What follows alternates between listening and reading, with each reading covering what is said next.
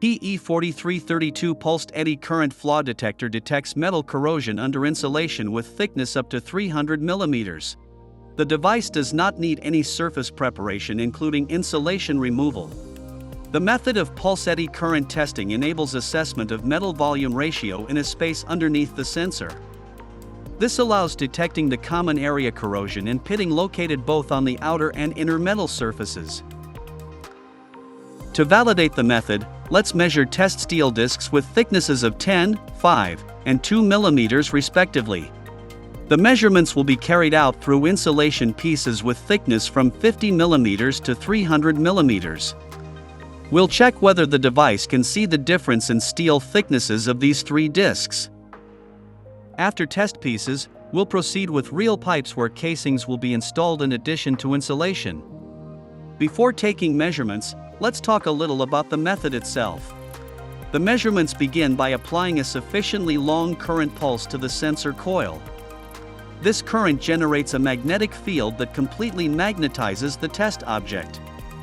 When the current is interrupted, eddy currents arise in the test object, preventing demagnetization of the object. The thicker the metal under the sensor, the longer the demagnetization of such object.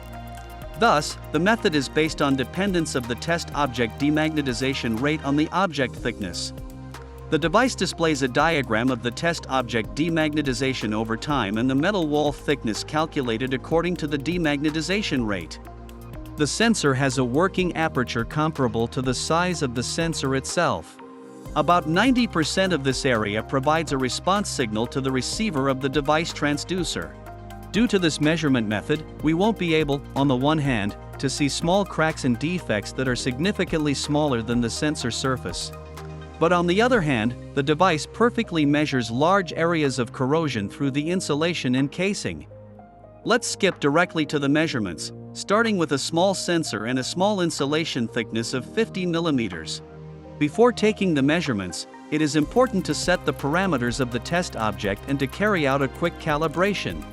The calibration must be carried out on each new test object. In addition, we recommend to carry out calibration when there is a clear change in the physical parameters of the test object, for example, a visible change in the thickness of the insulation.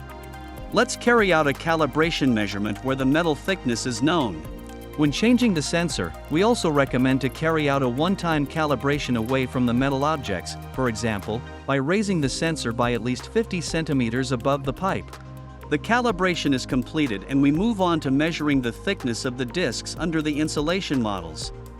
As the device doesn't measure directly the wall thickness, the thickness measurement accuracy is 10%. However, in practice, we see good reproducibility of results both for 50 mm and for 100 mm thick insulation and an obvious change of the demagnetization diagram and measured wall thickness in such areas where the pipe thickness actually changes.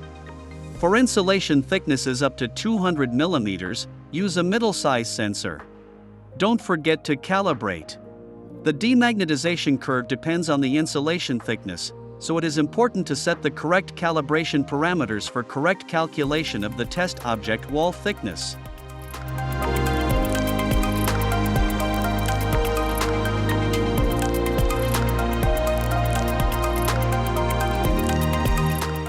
For insulation thicknesses up to 300 mm, use a large sensor. During real work, select the sensor based on the insulation thickness of the test object and on the corrosion areas you would like to detect. As we see, the sensor successfully got through the 300 mm insulation. The PE4332 pulse eddy current flaw detector has demonstrated good results on test steel discs, and we can proceed to measurements of a rail pipe with insulation and casing.